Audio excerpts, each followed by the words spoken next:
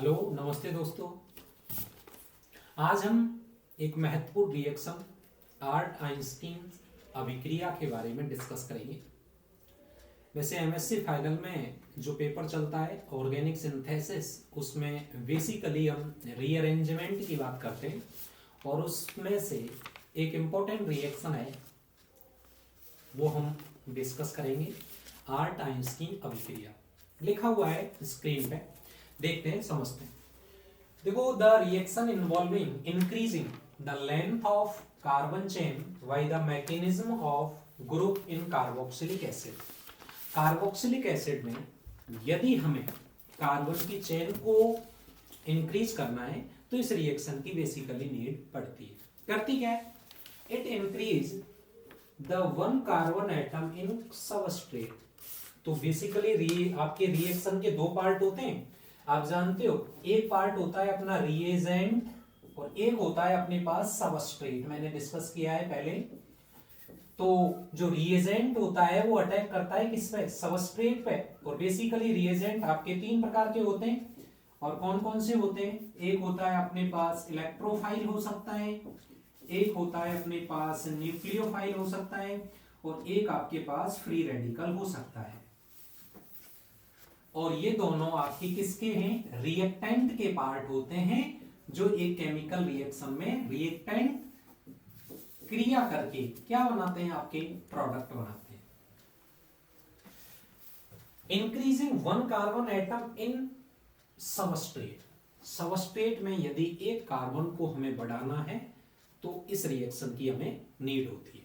Mechanism को देखते हैं इसकी। सिंपल रिएक्शन क्या है, आइए।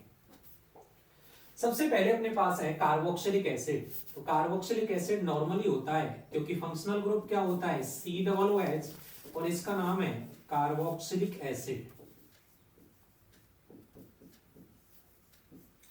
इस कार्बोक्सिलिक एसिड की हम रिएक्शन जब करवाते हैं SOCl2 के साथ, थायोनिल क्लोराइड या COCl2 के साथ, तो होगा क्या? आपके पास एल्किल हैलाइड बनेंगे। तो बनेगा यहां से RC≡OCl।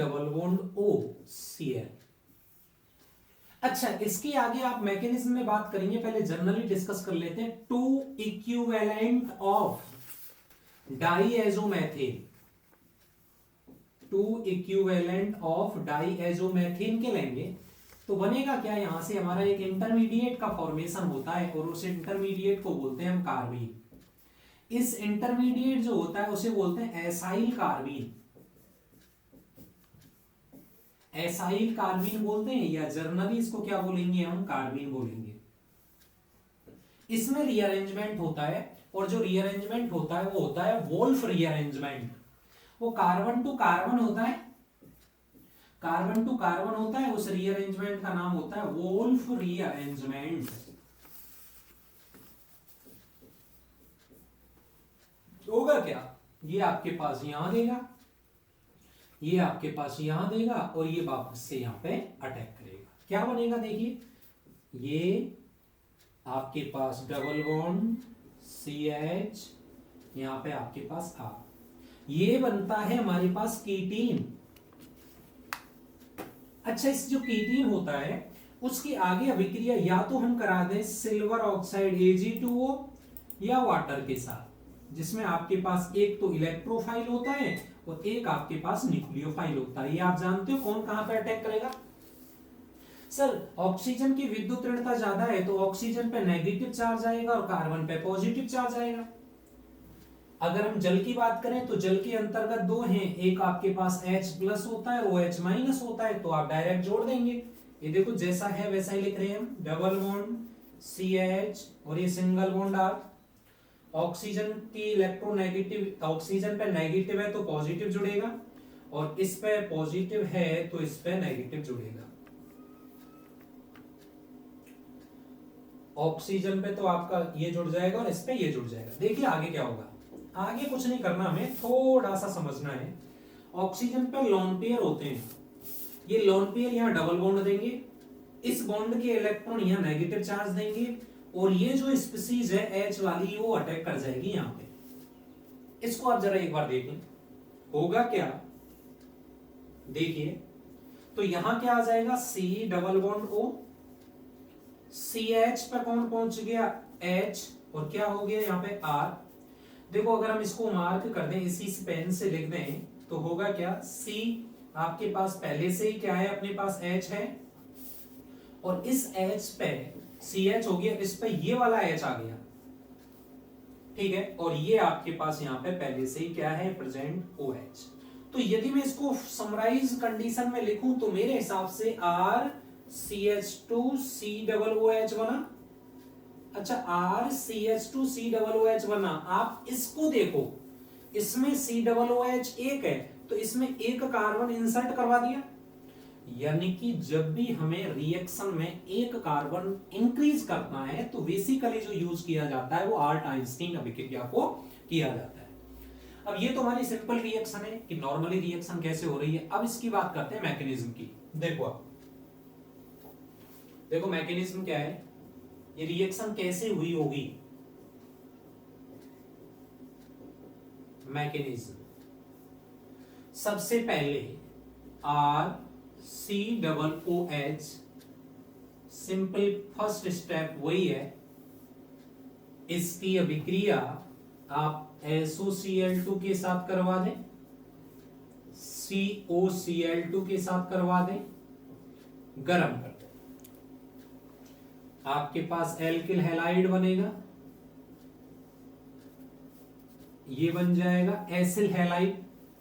अच्छा, इसकी रिएक्शन बेसिकली आप देखो, यहां से हमने पहले भी बोला था टू इक्विवेलेंट, तो डाइएजोमेथेन क्या होता है, CH2 double bond N double bond N, ये आपके पास नेगेटिव होता है, ये आपके पास पॉजिटिव होता है।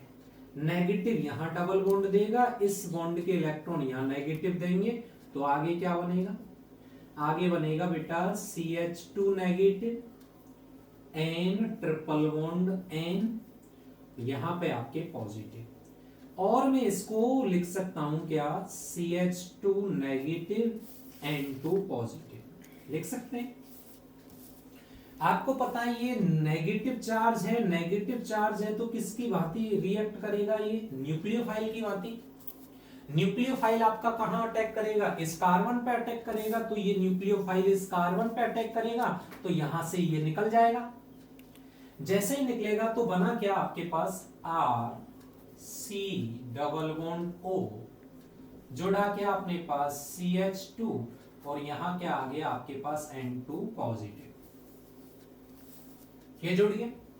फिर हमने 1 मोल कंपाउंड तो आपके पास डाइएजोमेथेन यहां ले लिया, एक और बच रहा है, उसकी भी रिएक्शन करा दो, CH2 नेगेटिव N2 पॉजिटिव, यहां H है और यहां ये नेगेटिव है, तो ये इसको बाहर निकालेगा, तो यहां से क्या बाहर निकल गया, CH3N2 प्लस, बचा क्या अपने पास, RC double bond O CH, और यहां आपके पास क्या बच गया, N2 पॉजिटिव, प्लस निकल गया, तो यहां रह गया माइनस रह गया।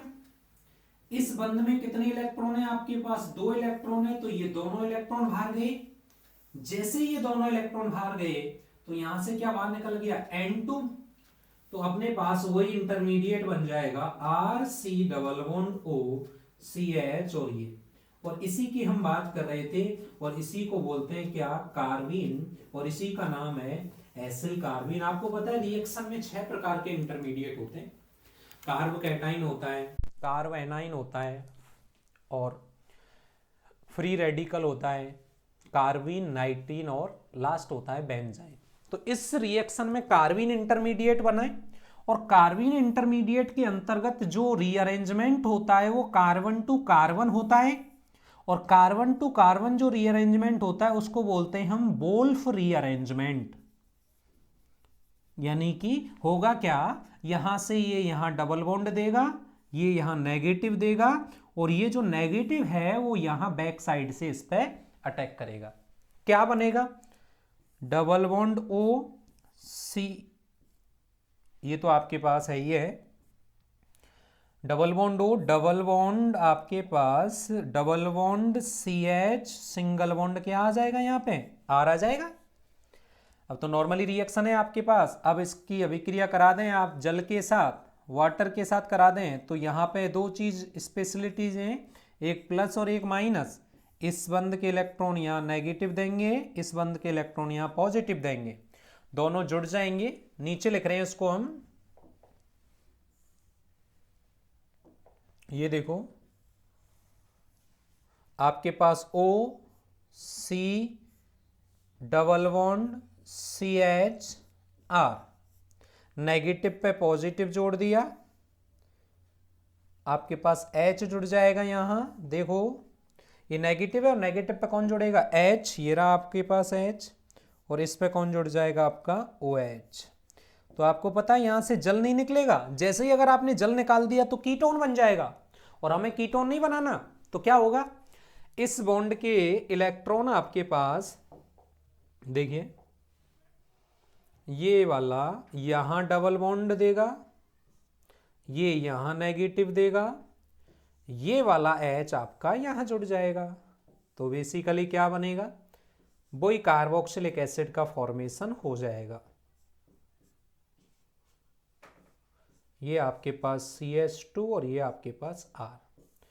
तो हमने ये रिएक्शन की मैकेनिज्म के द्वारा भी देख लिया कि किस प्रकार बनेगा।